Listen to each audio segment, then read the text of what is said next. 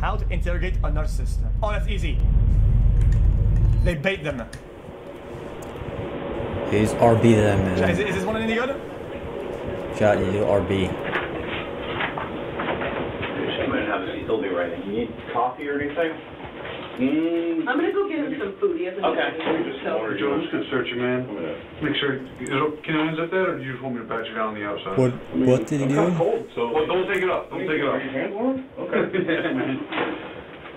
Despite the seemingly cordial exchange you just watched, 41-year-old Joseph Ferlazzo is at this point classified as extremely dangerous and unpredictable. And it's no coincidence the biggest officer at the Vermont State Police St. Albans Barracks was chosen to conduct this opening sequence of his interrogation. Long night, huh? Yeah. Any knives on those keys? Oh, you know what? There's like a little baby, You're such a baby. I just said that right there.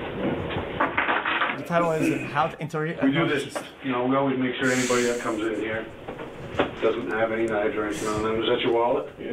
You set that there for me. We're just always, you know, hyper vigilant about everything. Yeah. So here, have a seat, make yourself comfortable. The cop, I think Amy said she's gonna get he you looks food. like, Yeah. Okay. you know, in the movies, if in the military movies, the guy that's shouting, you know? What are you doing? Just going to the gas station? Yeah. He does. No, no way. Were you on the side of the road? Yeah, let's walk around the gas station. Chilling, no? How you do this thing?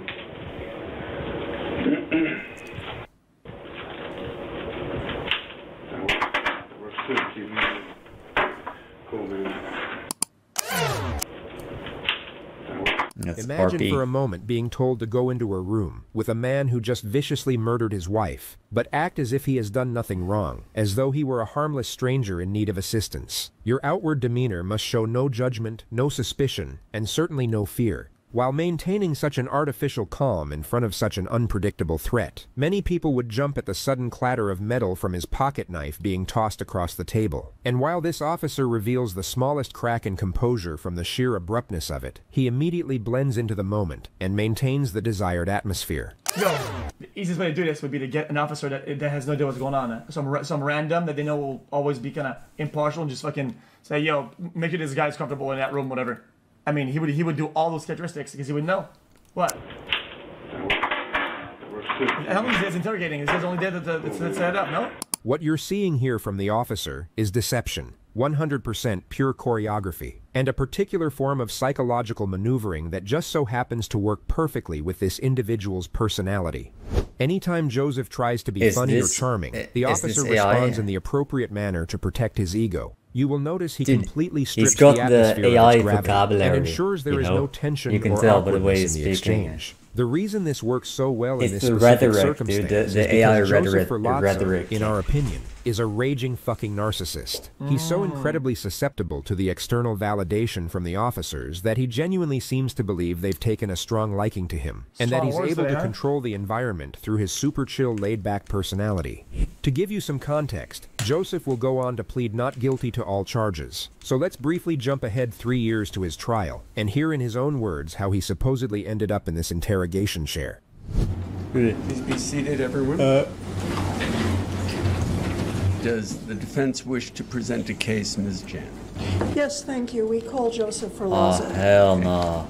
What the hell?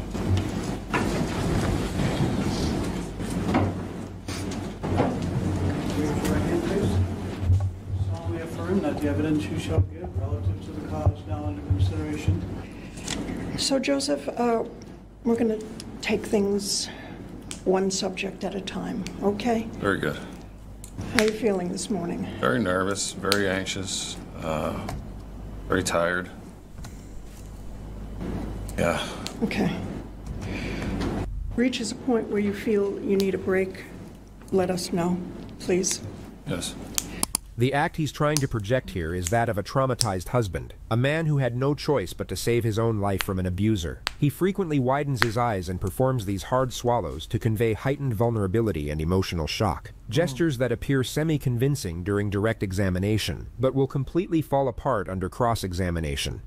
So let's start with some easy information. Where were you born? I was born in Pennsylvania, in Reading, Pennsylvania. When did you move to Vermont? I moved to Vermont in 2012. Were you working as a tattoo artist at that time? Yes, I was. When did you meet Emily? I met Emily in 2018. And to be clear, we're talking about Emily Ferlazzo, who was your wife, right? Yes. How did you meet her? Well, I had initially met her through her friend Lauren. I can't remember her last name. Lauren. Lauren was an apprentice in his tattoo shop who one day brought in her best friend Emily for a piercing. When she left, I made a comment to Lauren. I said that, I was like, that friend of yours is something special. I said I wouldn't mind making her my next ex-wife. Lauren laughed. You didn't start dating her at that point, did you? No. I think she was seeing somebody else, and I was seeing somebody else. Emily returns to the shop to get a tattoo. He claims that she called him afterwards, whereas records indicate he was the one who called her. She wanted to have more tattooing done. She's like, oh my God, like, I really love this tattoo, like, and now I want more. A week and a half, 2 weeks later, she's back getting more tattoos. I'm asking her how she's been in the last 2 weeks, how her tattoo healed. Her demeanor was different. She told me she had just broken up with her boyfriend. She dyed her hair a different color. She was extremely flirty, and I was receptive to that. I was like, wow, like, you really seem like pretty open today. Like, and I asked her if she wanted to go have a motorcycle ride and see a tour of some of Vermont. No, that happened. And did she? Yes, she did. Yes, we took a motorcycle ride that evening. So after that night, when did you see Emily next? The next day. They hung out every day for the rest of the summer and eventually got married in October. So you were happy? I was happy. And did she seem to be happy? Yes, she was. And during these first few months of your relationship, what I've already asked you, you said it was euphoric and you were both happy, right? Yes, that's right. What's the matter? You're looking a little... Yeah, I'm feeling very emotional right now. What's bothering you? I miss her. Let me know when you're ready to start again. I'm okay. You're okay? I'm okay. He claims the first several months of the marriage were happy, before things started going downhill. It led to, it led to violence. And, explain what you mean like by physical abuse started coming into our relationship. The only evidence of physical abuse in their relationship was of him abusing her, which colleagues in their work circles had suspected was going on. Where she would go through my phone and then respond by beating on me. Was she saying anything to you while this was happening? Yeah, just really, she was really angry, so, you're a fucking asshole. I don't want to, do I have to swear? Do I have to quote? I want you to say what she said. Yeah, okay. Yeah, she would say, you're a fucking asshole. I can't believe you're still fucking talking to this bitch. Who was pushing him? And it was a friend of mine that I'd known for years, and I told her that I would stop being physical with this friend, and that our relationship wasn't going to dissolve because we were friends since 2014. Like, yeah, they was doing awful. Yes, she was. She was assaulting me. So she was verbally angry. Yes. And physically. Yes, ma'am. Hitting you. Yes, physically. And did you ever hit her back? No, ma'am. You never contacted the police about any of the times that she assaulted you. The technical term for what you're seeing here is called drawing the sting. It's when the defense raises a damaging issue themselves before the prosecution can exploit it. And Joseph here seems to have practiced this one in the mirror a few times. No, it's not their business. Not their business. That's a motto that you live your life by, isn't it? I'm an independent person. I'm a very private person. I don't want to dump. That's a little bit leading, but my crap on other people. They then got a dog, bought a camper van, and went to Bolton, Vermont for their 1-year wedding anniversary. This was our first. Yeah, it's a this was little our bit of first weird response. road trip. If you're gonna say that, they usually take those as a family. Yeah. So it's very exciting.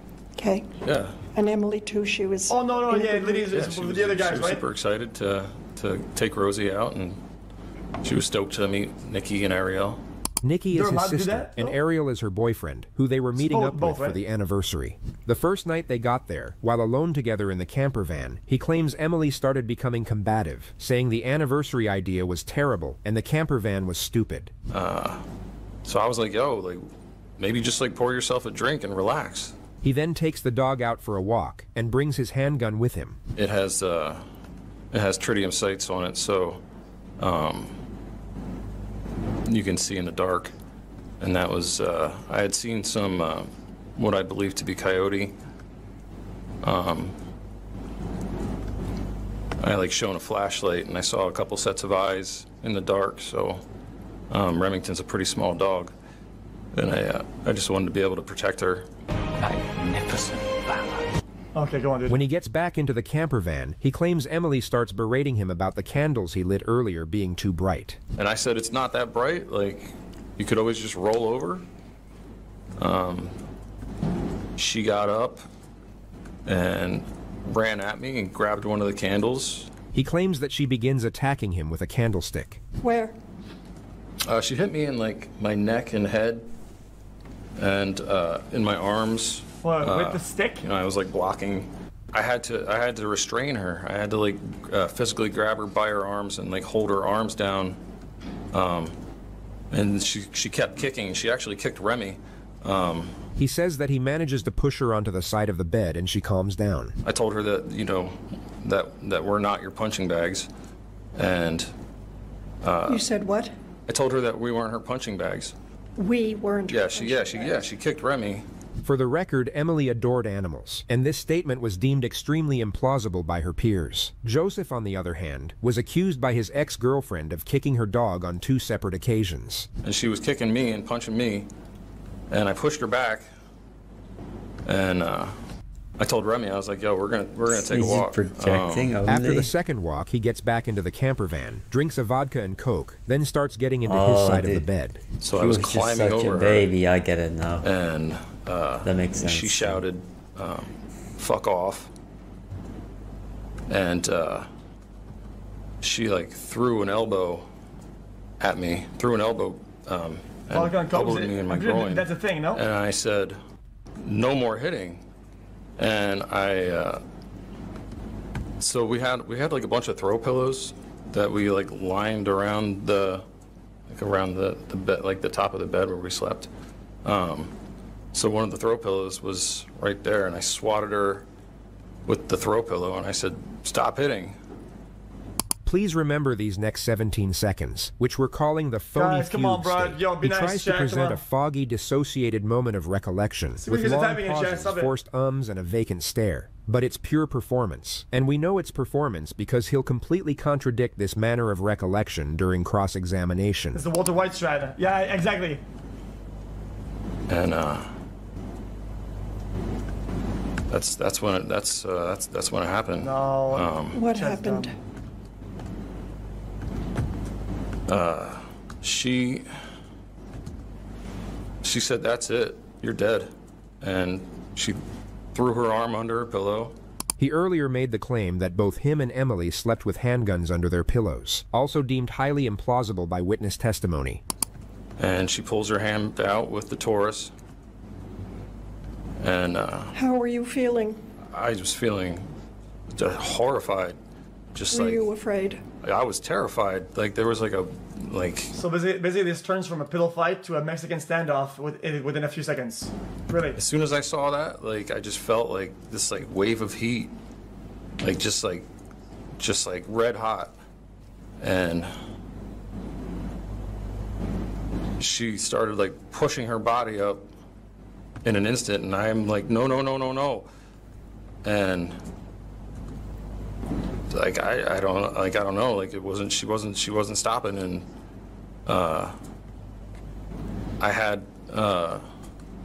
my I was holding my Glock. He'll later claim he was in the process of putting the gun under his own pillow. And she started just like coming up at me, and I just fired. Why? She was going to shoot me. And you were afraid? Very. From this point forward, he claims to have no memory of the events that followed until he woke up in a police cell 3 days later. But according to corroborated evidence and witness testimony, he had breakfast with his sister the next morning, where he ordered a goat cheese omelet, a side of bacon, and a samosa. He then gave his sister a tattoo. When his sister asked where Emily was, he told her she was sleeping. He then sent a string of text messages to Emily's phone number. Jesus.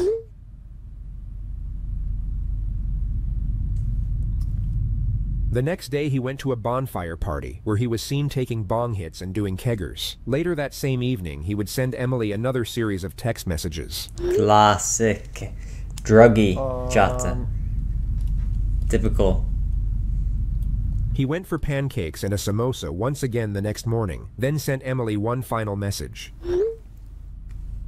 It would be shortly after this message that Emily's mother asked Joseph where her daughter was and why her phone had been switched off for so long. He told her they had gotten into a fight and that he hadn't seen Emily in roughly 2 days. Emily was then reported missing. Roughly 7 hours later, as Joseph's friend was driving him back to where the camper van was parked, they noticed police had cordoned off the area. Joseph then told his friend to stop the car, at which point he got out and wandered off into the woods. His next known location was at a maple fields 10 miles away roughly 14 hours later, where by pure happenstance he was spotted by a police officer. And what was he doing? He was getting a drink out of the cooler and sort of stepping back from the cooler at that time. Did you recognize the male? When he closed the door to the cooler and he turned around and we made eye contact, I was like, wait, I know this person. In that moment, I couldn't figure out where or why. My brain was still trying to catch up with me. But I knew I recognized him. Okay. And that's crazy. Did you ultimately determine how you recognized him? Yeah, so he walked to the right and then turned to walk up to one of the aisles towards the front of the store, and he turned and looked at me again. And we locked eyes again, and at that point, I recognized that it was Joseph Ferlazzo. Okay. It seemed to me, based on my training and experience, it was almost as if he were trying to figure out, you know, fight, flight, freeze, what do I do? Okay. And what did you say to him? I said, she was kind of locked in if you think it's about it. you, right? Are you okay? This was Detective Sergeant Amy Nolan taking the initiative, and one of 2 reasons why the upcoming interrogation you're about to see unfolds the way it does. Joseph Ferlazzo was classified as a homicide suspect. She would have been entirely within her authority to draw her weapon, order him to the ground, and wait for backup to secure the arrest. Instead, relying on her experience and a remarkable amount of both courage and composure, she seized a unique opportunity when it presented itself. Okay. And what did he do in reply? He took his drink down and his body language sort of deflated, and he said, "No, I'm not okay." She very gradually explains that he's not in trouble and not under arrest, but feels it could be a good idea for him to accompany her back to the police barracks. And so did you bring him back to the barracks? I did. The other thing that we did sort of in that halfway point was I asked him and explained before I could give him a ride. It was our sort of protocol that we had to pat somebody down for weapons before I could allow him in my cruiser with me, and also because I don't have a typical cruiser with what they call the cage in the back to separate the officer from a person that they've picked up for some reason. So he said that was fine. He indicated he had no weapon, so I patted him down real quick. So it was just you and Mr. Ferlazzo in the ride back to the barracks? Correct. And did you speak to him during that time about Emily? Not about Emily. I asked him, like I said, it was cold that day. I asked him, "Are you cold?" He said he was. I turned the heat up. I said, "Have you been out all night?" Based on the interactions that I knew had occurred the night before, he said he had. I asked him if he, was thirsty, if he was hungry. He said he was. And so, again, I told him, I turned the heat up and I told him I would get him something to eat once we got back to the barracks. The journey to the police station took just under 7 minutes. The second factor behind how this interrogation unfolds is Sergeant Nolan's ability to brief her colleague at speed. It took roughly 30 seconds for the suspect to be greeted at the door by the precinct's commanding officer and walk to interview room 3, during which time she managed to relay the circumstances of his arrest and the precise approach required for this interaction. Cool, man. Man, they did pretty good, didn't they? What time did your shift start? We start at 8. Rare female called W. Like a 12 or something? No, 9. It's either 9 or 10 hours. I'm gonna go get you a sandwich, but will this hold you over? You're not gonna eat that? Okay, I'll go get ham, turkey. Somebody will eat that. I know. Somebody will. I know. A bunch of coffee around. Somebody will. It was the closest food I could find. You know, fuck it. All right, you got it. I appreciate your effort. You got it. All right, I'll get you a sandwich. I'm not a donut kind of guy. Really sweet, you know? Yeah, it's too much. I laid off sugar for a while. Yeah. Hey, man. Oh, my God. You like to sit in the blanket? Yeah. I'm just trying to piece it together. It's cold out. Whether Chad, donuts are kind of mid. at the time, They're dry, they don't have any flavor, they're just sugar and dryness. Theirs is not that good. Dude, waffles are a little better. Turn around. Getting text updates from my wife. Today was my daughter's first day in daycare. Oh, awesome. Yeah. Get pictures and stuff? Not yet. And I asked for some. So I was nervous this morning. You were? Yeah. She's never been to a daycare or anything before. She's gonna come back with like a runny nose. Yeah, right. That's how I got what I believe was COVID. Did you? It was 2019. So was that preschool? I Cute cried. little kid. Literally his entire face was a booger. Oh yeah. But he was beautiful. He had these huge like saucers for eyeballs, like big long lashes like this. Yeah. And I'm holding them at arm's length, and I'm like, I'm looking at him. I'm like, I'm so sick from this. But it was cute. I bounced him on my lap, and sure enough, you got sick. So sick. Yeah. I think it was COVID. It was like a. Did you lose like smell and taste and all that? Not really. Yeah. So not really. It was just kind of like your run-of-the-mill sort of flu. Yeah. He talks about COVID for another 2 minutes while the detective continues pretending to be interested in what he has to say. You know, I masked and I didn't mask and I touched things and I didn't use hand sanitizer every second, and really I just lived my life the way I was living it. Yeah. I just tested negative. Yeah. I'm pretty sure whatever the fuck that thing was in 19 was the thing. The big bad boogie monster. Yeah, right. Of the super flu that we had to shut America down for. Oh, man. He launches into a brief monologue on the global economic fallout of the pandemic. But then on the low, like everybody's like spending their savings, so then it, but then it jumped back up. Yeah. I imagine that's got to be pissing some people off. Probably. Cool. Hey. Joe? Are you the guy I'm going to talk to? Is it Joe or Joseph? Which do you prefer? Do you have a preference? Whatever's easier for you. Whatever you prefer. I'm James. James? Nice to meet you. Nice to meet you. All right, this is Seth. How are you? Dude, that's a bit nice, obviously. Okay. Well, I'm happy if it hangs right there. I don't need it for anything. All right. Just so you know. Yep. Appreciate it. I have a quick take. We're just going to shut the door just for... I feel like you see suits, and I think it heightens the moment and makes it more serious. If they wanted this to be a more casual scenario, maybe plain clothes better. I feel like I'm just thinking. Jad, you get this suit guy in fucking The actual baldy. reason the door is being shut is because Dude, it locks it's from like the outside, you got a standard hitman safety sent protocol off for you, high-risk cases in Franklin County. You're cool.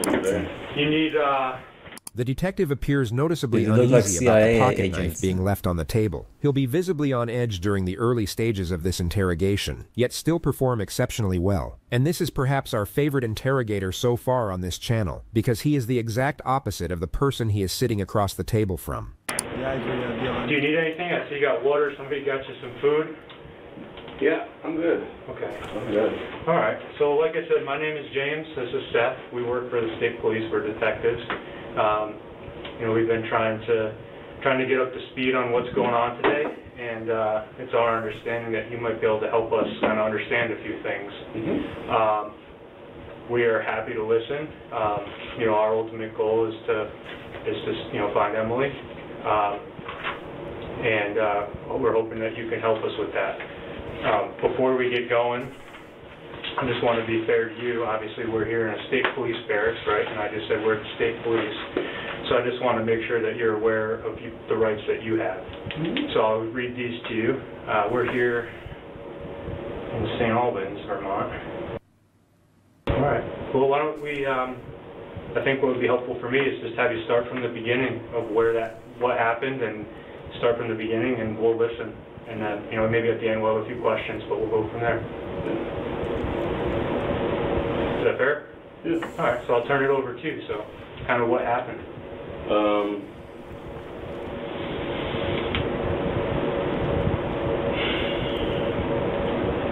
So I came to Vermont. I was living in New Hampshire for like the last 2 months with my wife and her family. And I came to Vermont. We were supposed to have like a weekend away, like vacation, do some camping, like have some fun. And like as soon as I like put the vehicle in park, like my wife went completely berserk, like completely psychotic. And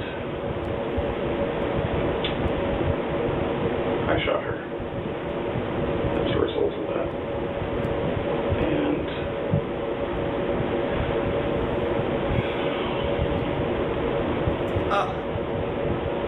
And now here we are. So, all right. Can you, where did that happen?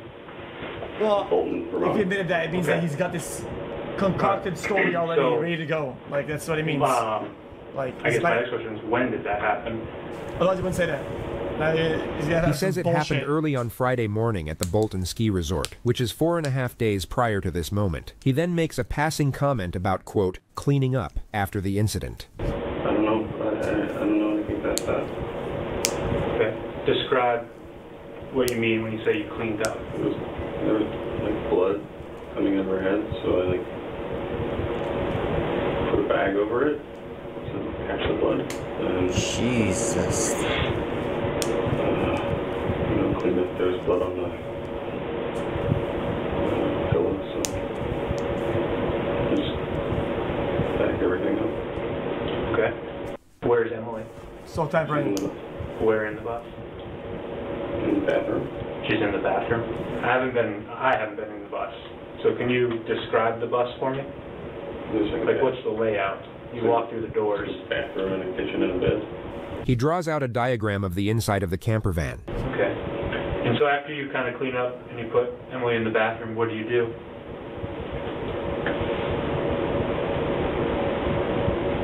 I don't know. The following morning I had some breakfast with my sister. Had some coffee and some breakfast with her. Okay. Tell me about that. I had some coffee and some breakfast with my sister. In the Airbnb?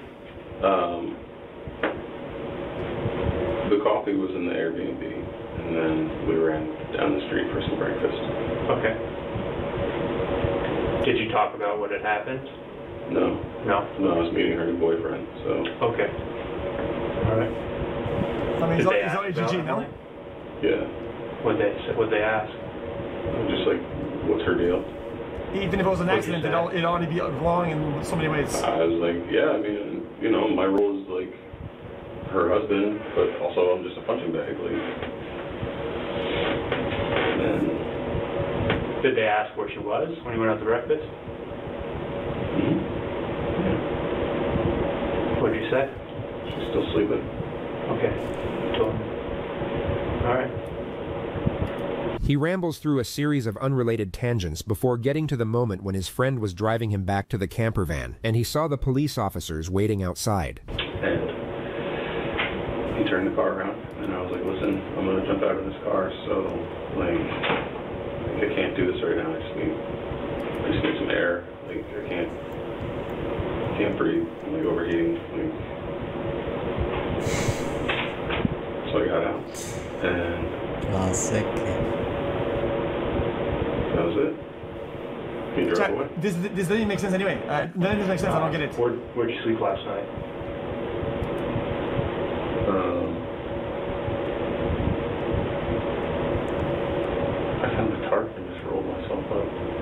under a rock. It was dark.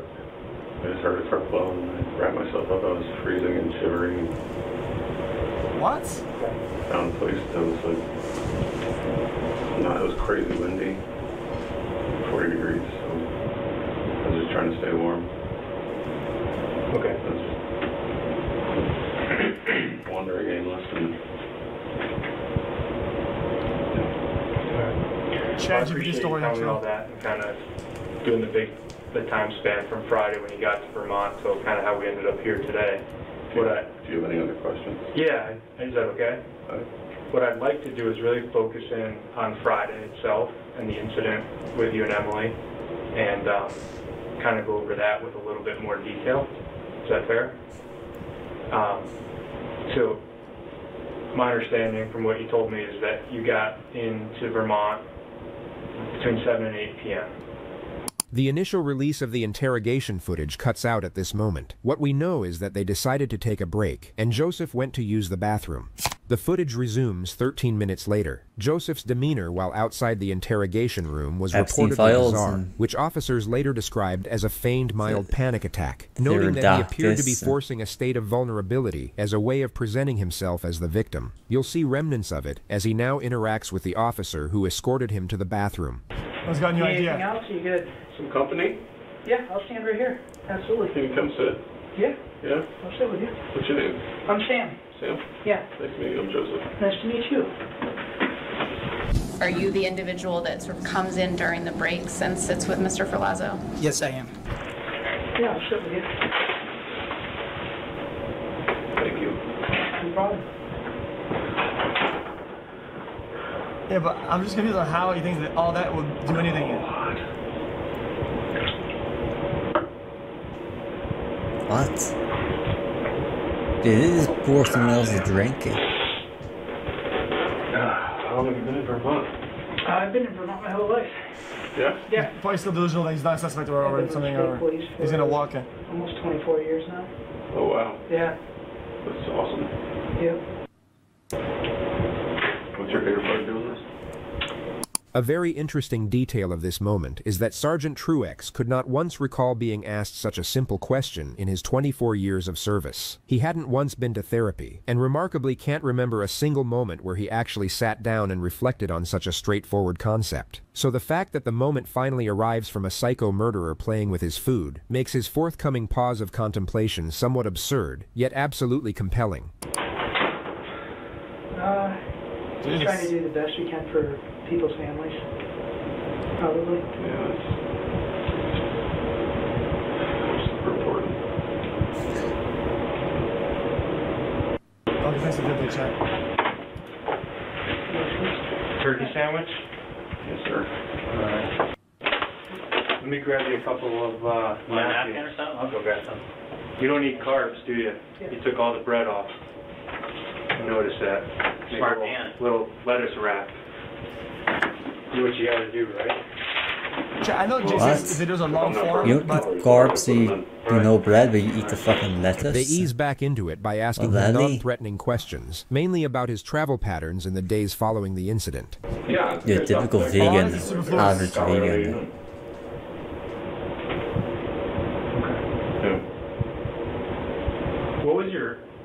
What was the plan with Emily's body? Like if the police hadn't shown up last night at the and had the bus, what was your plan?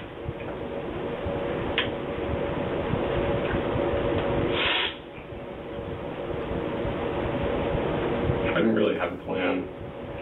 I was just gonna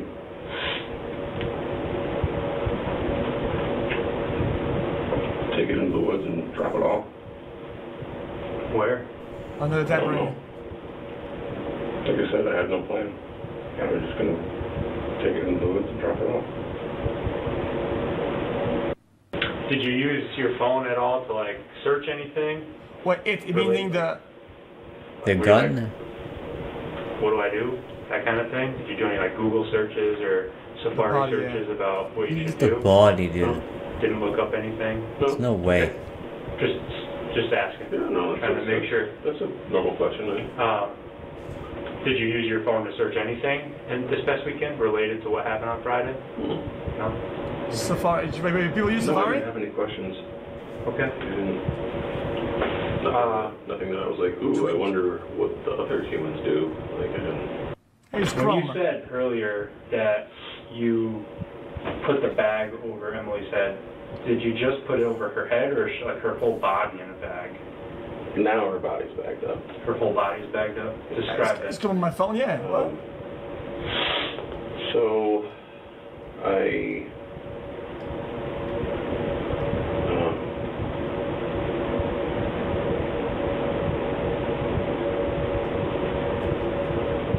cut her body and put it in multiple bags. Chad, if you use Firefox on phone, Tell me about that. you can use AdBlock.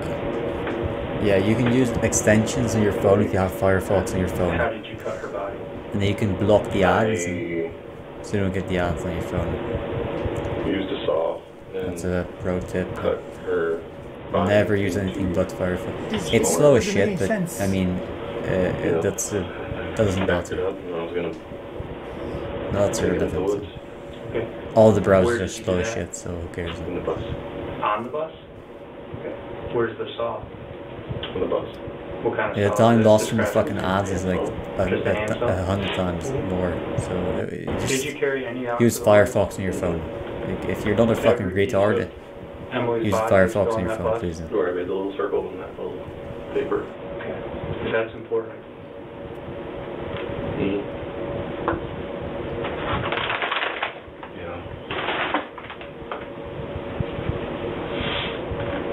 Sorry guys, I know this is probably not an awesome way to have your day go. Well, those are the, those are the details that I was talking about that are important for us to know. Yeah. You know, I mean, at the end of the day, this investigation is going to take time, and those details will come out. But I think it's better to hear it from you.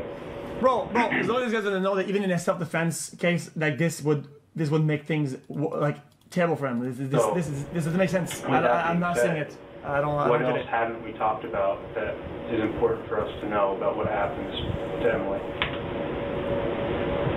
That's it. We talked about all of it. All of it? I don't know what else to tell you. Like. Okay. So I think we're going to step out for a minute. Do you need more coffee or water or anything? No, I have both. You have both? You have to use the bathroom? No. Okay.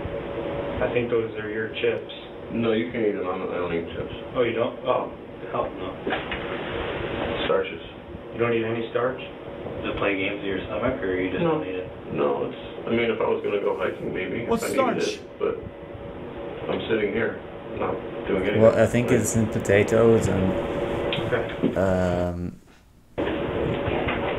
like grass. You don't eat potatoes and grass. Potato? Yes, sir. When you would leave the room and come back in, did he recall who you were? Yes. Passing moments like this may seem inconsequential, yet it's the prosecution's way of establishing mental competency, effectively neutralizing any possible argument that he was operating in a diminished or compromised state. How you doing, Joe? You feeling better? Not really. No? Not really. Oh, just like what's about fucking easy wrestling.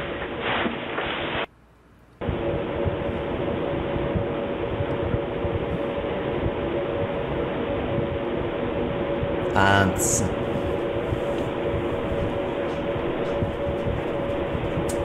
Yeah, even with self-defense, So past this part, it would be GG this way. like, how much do you know about like the next part? Like in general, or? Yeah. So every case is a little bit different. First of all, the other detectives are going to want to make sure that what you're saying is true. And Emily's on the bus. Yeah, you have cigarettes? I have them right here. Oh, That's first and foremost. Yeah. Yeah, I mean, we're going to verify some stuff, and then, Cigarette time. Yeah. You want one? That's what I heard. The conversation was reportedly casual as they went out for a cigarette. Something else that kind of vapor comes to mind, tweaker. Having this open conversation, I might as well ask, is like, Ask me anything.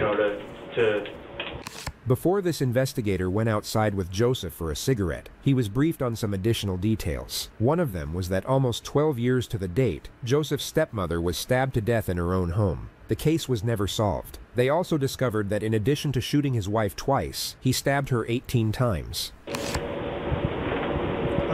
this the first time that something like this has happened? Yeah. Yeah. Yeah. If you would have, Seems like Jesus. It's awful.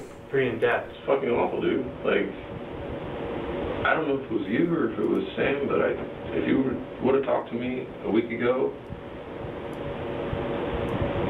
it would have been on the top of the list of things. Did I fix the screen right there? Was it bugged? No, you're all good, man. No, now it's bugged. But it was such a fucking brutal week. Like non-stop, like morning to night. Mm-hmm. Emily was upset because the location he chose for their 1-year anniversary was the exact location his ex-girlfriend was staying, and that's what he's currently talking about. And I don't know what the hell happened. It's just like a complete change. Chat, I got to do this video's gonna have a million burger. Why don't we go see where? Yeah. And let me just put your name in here, okay? So it's Joseph, right?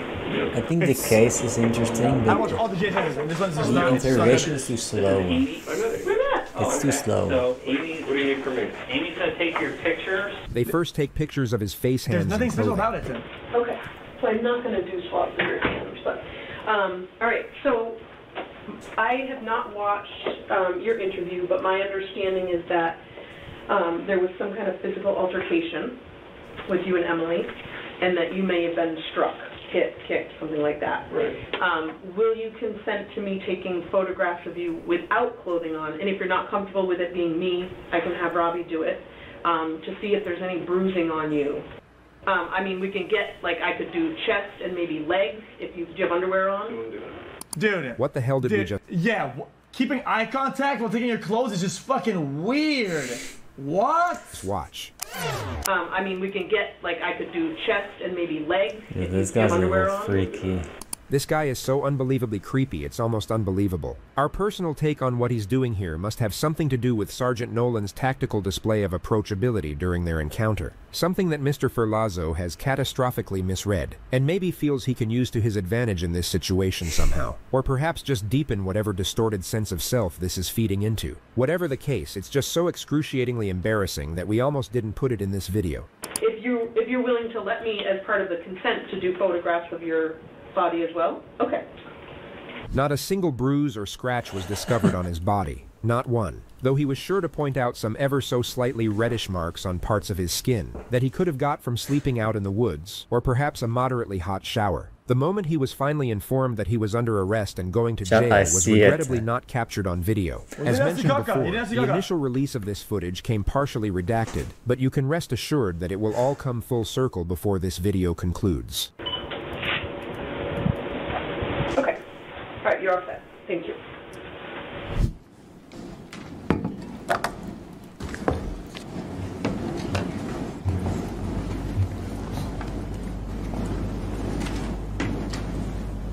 I mean, this guy was struggling during direct. The truth is that before leaving New Hampshire, you stopped at Market Basket. Right, GG. The Market Basket supermarket was where he went to buy the tools to dispose of Emily's body, a moment beyond what he's now claiming to remember, and you'll notice how incredibly attuned he is to the challenges directed toward this assertion. His claim of having no recollection beyond a certain moment is designed to support the idea that he entered some kind of fugue state brought on by shock, suggesting that in his right mind, he would never have dismembered his wife or attempted to bury her in the woods. It's also the explanation he leans on for why he failed to clearly articulate during his interrogation how gravely his life was in danger, the key detail of his self-defense claim. Right?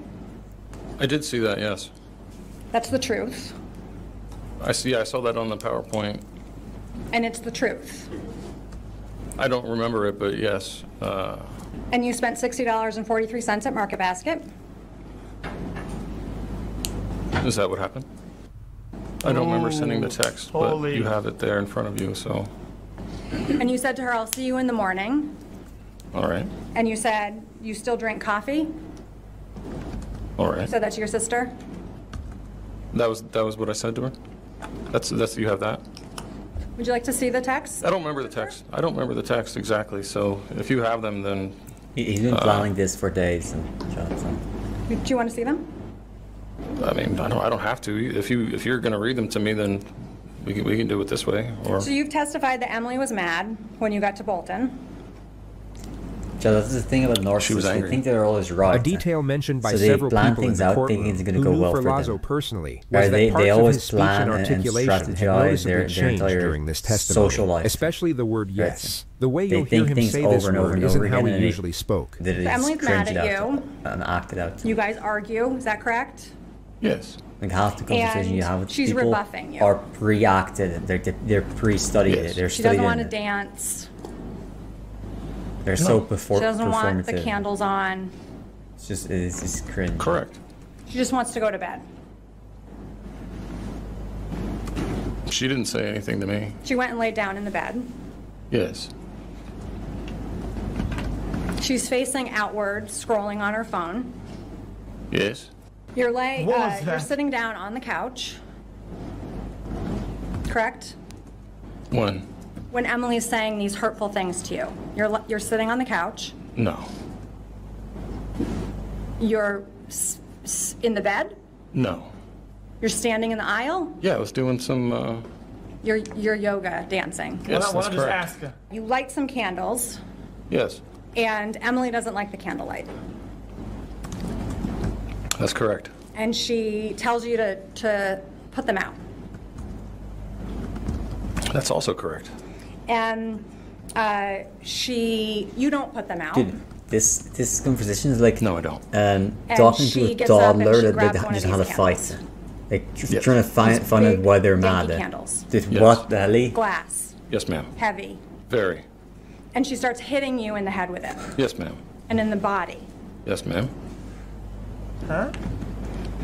And you're able to grab onto her and get the candle away from her. That's correct.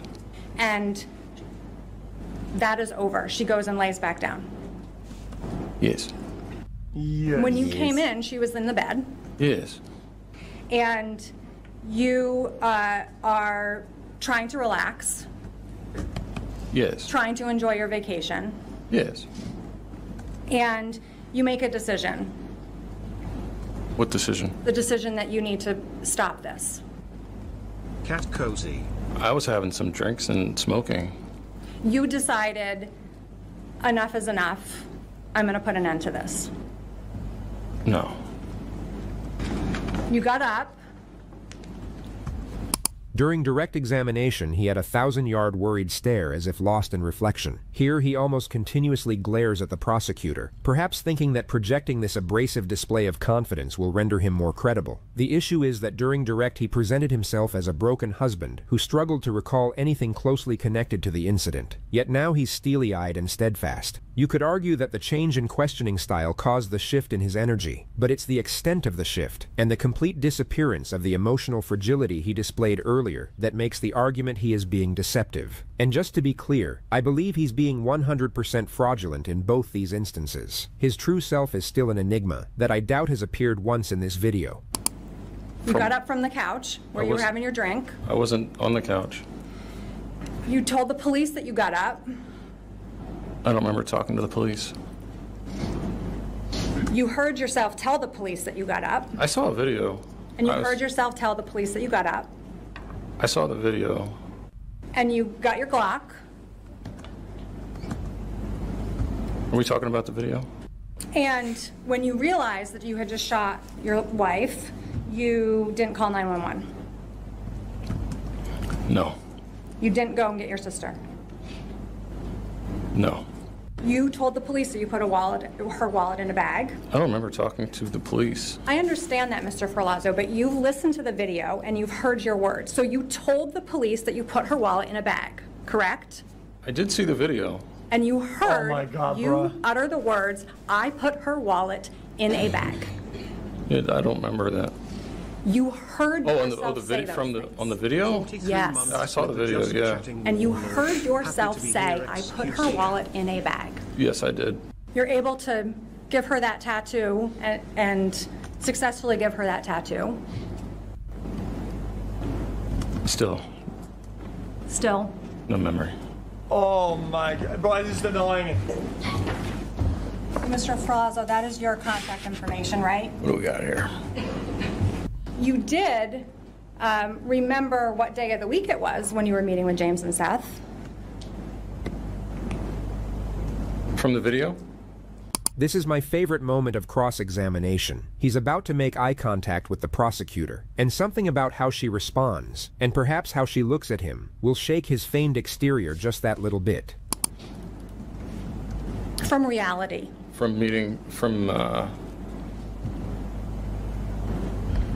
are talking about the video, right? We're talking about reality. Okay. So, Mr. Ferlazzo, we can agree that you lie. Yes, I have lied to people. You're lying today. About? Everything. What do you mean about? What do you mean about? There's no about. I'm sitting here giving you my recall of what I have to work with. No questions. He would be under oath. I mean, it'd be nothing. So as you heard right? earlier, multiple segments of Joseph's interrogation were redacted before the footage made its way onto social media. Yet the prosecution made certain the jury viewed it in its entirety.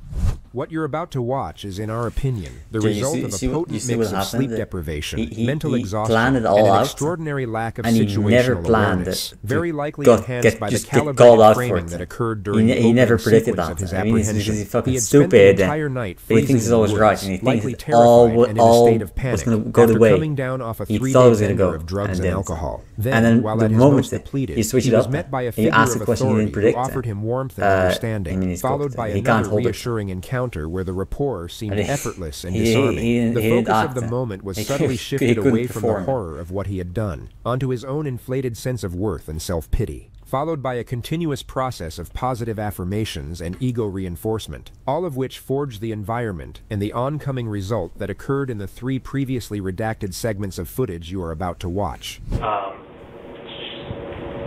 does that turn into, I heard you say that you shot her, so explain how that incident continued.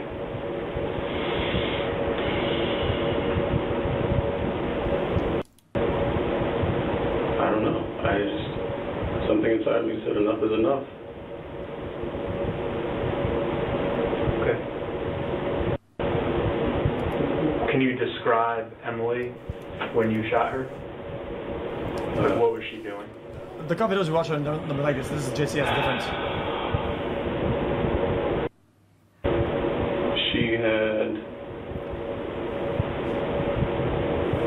She had stopped fighting, and she had gone and laid down. And I went and jumped on top of her. My favorite juicer. And I shot her in the head. Okay. How many times? 2.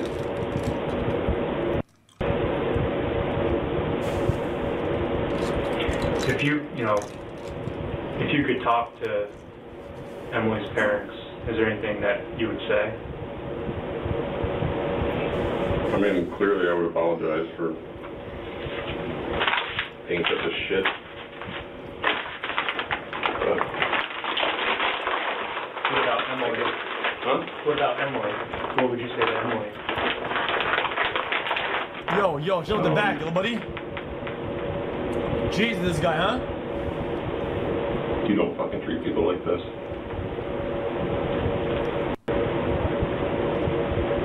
I can tell you that I wish it didn't happen. I wish I could turn back time. I wish that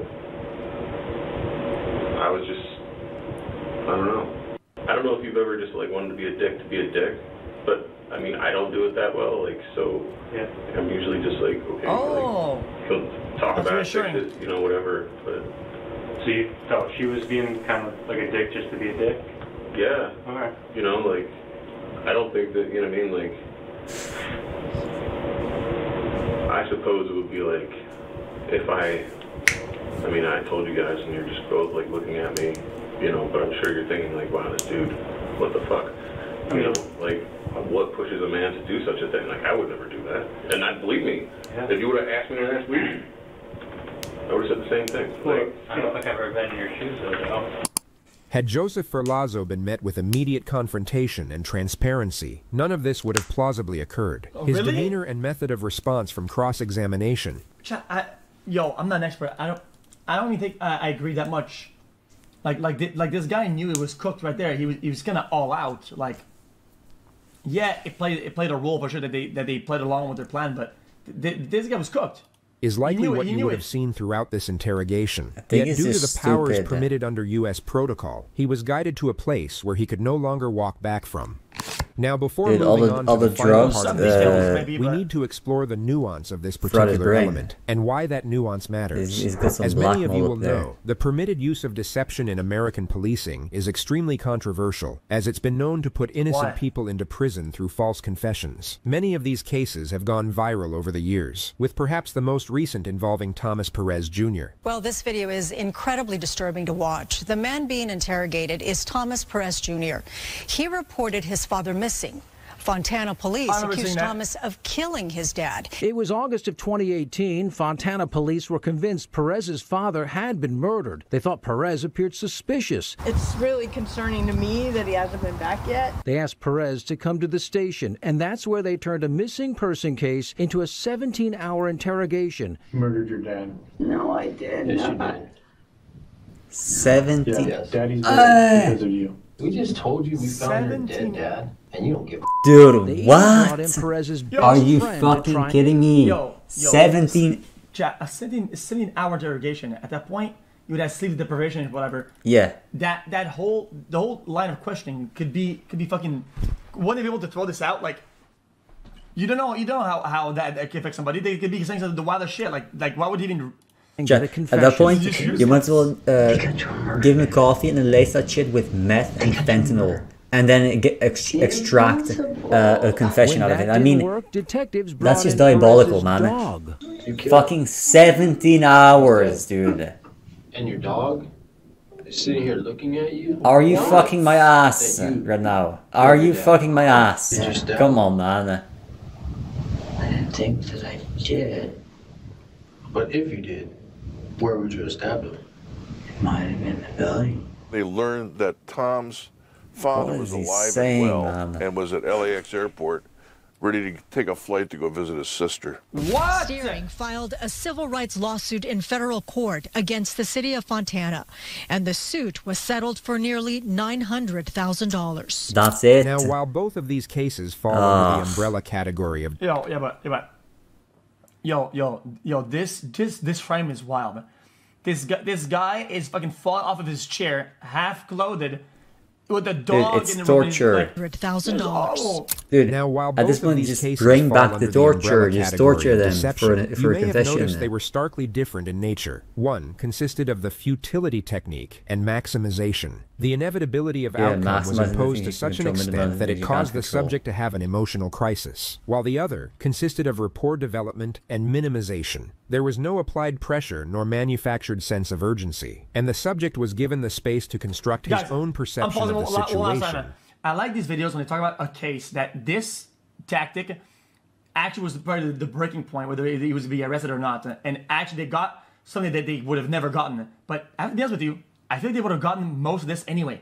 Yeah. Because he went there with the mentality, I'm cooked, I'm talking anyway. Like, this didn't cause that much. I think... Yeah, it helped. Sure, I agree. With these I like the videos where it's like... interrogations, you just get lucky. One worked through like, fear and coercion. They took a nothing burger approach. Like, one can cause the detective didn't even ask anything, while the other presents a far because they had a narcissist that was going to act and perform and try to perform his way out of this because he's a fucking retard. Here's the remaining segment. And he was going to spill everything anyway. Right about the time where he realizes he just told on himself. He already thought about this for days. He was preparing for this for days. Right? He had a whole story. And he just got lucky that he was like that.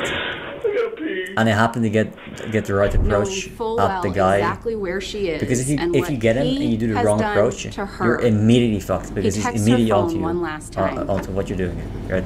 You go aggressive on this type of person, he's gonna clap back and think, I don't deserve this shit. Actually, I want a lawyer. Okay. Ms. Adams told you. Whereas the opposite, if you're gonna catch an innocent guy, you're just gonna sit there and get nothing. Right? That this case and this crime is about ego. Mr. Ferlazzo's ego. And Mr. Ferlazzo's nearly 42-year-old ego being unable to accept his 22-year-old wife disrespecting him. An ego so inflated that after killing her, taking her life because he didn't like the things she was saying to him, because she didn't want to be with him anymore, he calls her an asshole. He tells her that he doesn't deserve this. The state submits that it is Emily, and only Emily, that did not deserve this. How do you find Mr. Ferlazzo on the count of first-degree murder, guilty or not guilty? Ms. Jantz, would you like us to poll? I would. And Mr. Zago, is that your verdict? His reaction wasn't recorded as his term was read out, but Joseph Ferlazzo was sentenced to 45 years to life in prison, a punishment many have argued was unexpectedly lenient. He was subsequently investigated for the cold case murder of his stepmother. No charges have since been filed, and the case remains open to this day. Look at this chin. Dude. Chopped chin. Interesting.